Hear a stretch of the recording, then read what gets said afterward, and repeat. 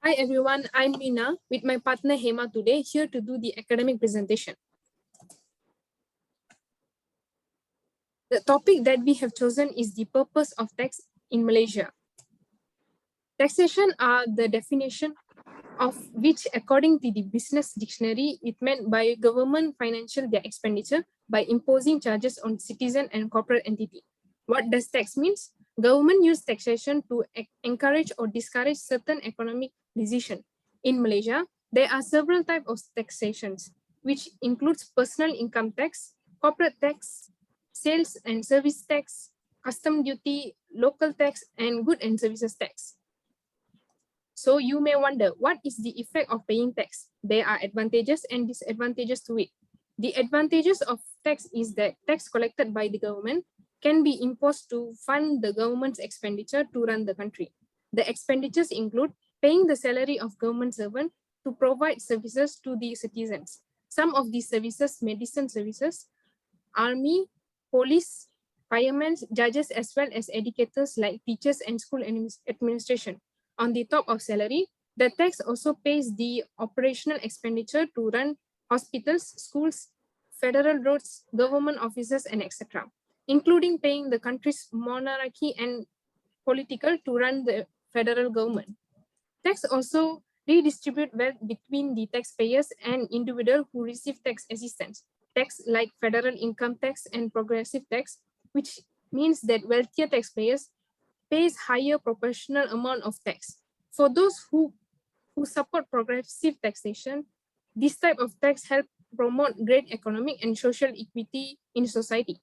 The benefit here that the wealthiest taxpayers help pay the program that supports lower income or middle income citizen, while also contribute to the basic services that all taxpayers are equal access, and these some programs are services to make to possible to achieve the wealth in the first place.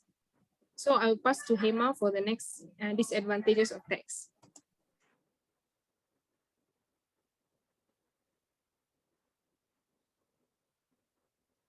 As we have seen before, there are many advantages of taxes. However, there are disadvantages of taxes too. Firstly, the levying of taxes on the general public also implies some problems. One disadvantage of taxes is that they lead to a state where people have less money in their pockets since part of their income has to be spent on taxes and the disposable income decreases. In turn, people can consume less, which in turn can lead to smaller growth rate of the national GDP. Less disposable income due to taxes also implies that people tend to have less money in their bank accounts. Every one of us has basic costs like rent, food, gas, and water, and so on. Their costs cannot be cut significantly, and if there is not too much money left after those basic expenses, people cannot put too much on their bank account. In turn, this may result in serious problems in case your car has to be fixed or you need money for another things that you haven't expected. Therefore, taxes can lead to a state where people will not accumulate enough savings that can be used in cases that urgently needed it. Secondly, taxes decrease the tendency to investment. Also, the level of investments people make for their future might suffer due to high tax rates. For instance, if a significant part of your income is deducted for tax purposes, you will have far less money left for your daily life. In turn, chances are that you will not invest enough money in retirement funds or other things that could be beneficial for you in the future.